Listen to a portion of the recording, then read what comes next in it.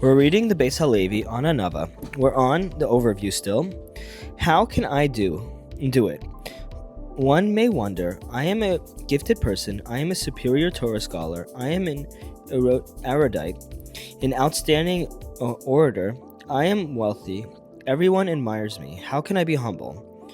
Would that not be dishonest? The Chassid Yavot gives a parable, which we will adopt to modern times.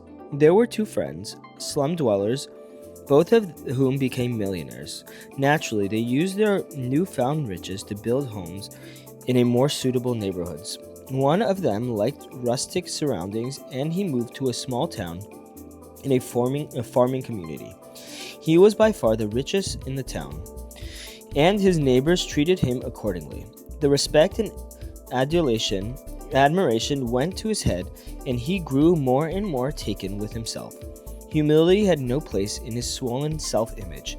His friend bought a home in an exclusive suburb where some of his neighbors were billionaires, and even many of the mere millionaires were far wealthier than he, and he barely tolerated his presence among his betters. Did he become haughty? Far from it. He felt like a pauper. No one had to lecture him about the importance of modesty. His surroundings were eloquent preachers. If somebody wishes to avoid the curse of arrogance, he should associate with more accomplished people whom he can justly regard as role models. As the Mishnah advises, be a follower of lions. Don't be a leader of foxes.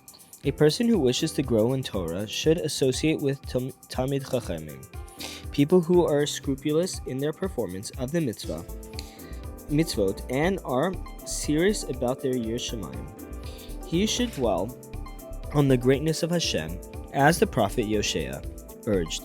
Raise your eyes on high, and you who created these. In other words, focus on the marvel of creation and be conscious of the Creator. As an Orthodox physician says, anybody who studies the human body must believe in Hashem. There is to be a creator.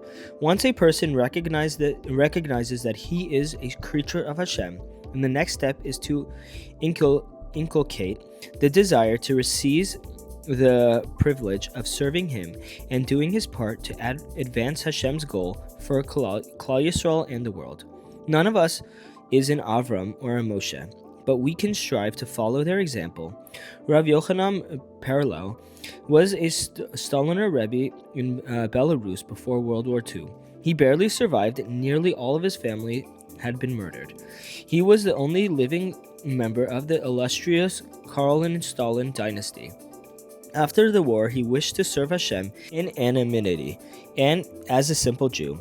To his disappointment, somebody recognized him, and the word spread that the Stalin dynasty, a disciple in Eretz Yisrael and America, there was still a living Staliner Rebbe, and they prevailed upon him to be their leader. He said, "We do not want to lead, but if we are called upon to lead, then we will lead until the last drop of blood." He accepted the call and recreated an inspiring Hasidic movement that is still growing and living up to the exacting aspirations of its forebearers. Our ancestors despised arrogance and haughtiness and strove for modesty and humility. But the two traits are always in conflict. Everybody can retain a smidgen of arrogance and use it to serve in the service of Hashem. Without such pride, readiness to fight the decadence of the modern society, intense Torah life, and dedicated service of Hashem could not have survived the Holocaust. With it, dedicated rabbinic leaders and laymen defy the odds and build thriving Torah institutions, communities, and the generations because, as Hashem assured the reluctant Moshe at the burning bush, he is the world, and with his help, all the obstacles are cast aside.